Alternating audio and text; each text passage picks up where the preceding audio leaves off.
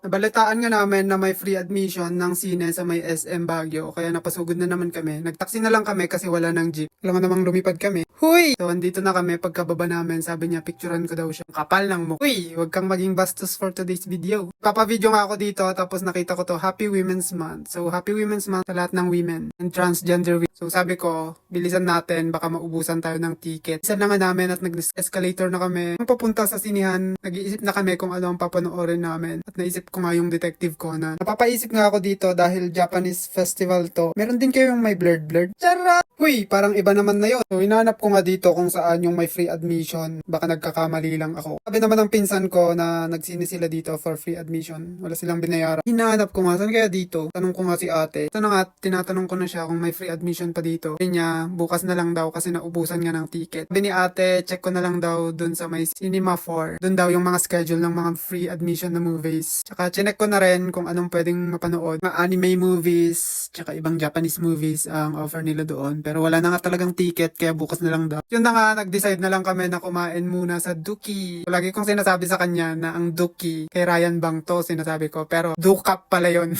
Ito nga sa Duki, unlimited. Meron silang Ken, Chicharon. Pero parang ayaw na nilang kaming pakainin kasi gabi na yun, hindi na sila nag-refill. Charo! Nagre-refill naman sila dyan, kaya lang, pa-close na rin ata sila, kaya i-request mo na lang kung ano yung gusto mo. I-check na nga yung kasama ko dito kung ano yung gusto niyang kainin. Pero grabe naman yung pagka-focus mo sa akin. Parang ako yung gusto mong kainin. Rat! Naghanap pa na rin ako ng uupuan. Baka ako pa maupuan mo. Ay! May variety nga sila ng pansit dito. Pansit! Huy! Parang di ka ano. Mga noodles pala yun. Tapos may mga maki rolls. Ganyan. Tapos may rice, chicken. Only din pala yung drinks nila dito. May Pepsi, root beer, iced tea. And meron din silang free instant ramen. Pwede kang magpaluto. Tinitimplan ko na yung sabaw namin dito. I-guide naman doon kung paano magtimpla ng sauce. Ano yung gusto nyong lasa ng sabaw nyo? Tignan nyo na lang pag kukuha na kayo ng sauce. First time nyo naman dito, i-assist ng staff. I-assist kayo ng staff nila. Kaya mahiyang magtanong kung meron ba nito. Tara! Uy, parang yung sauce na pinili ko dito, isang kutsarang chili, tsaka isang kutsarang chili, tsaka isang kutsarang chili.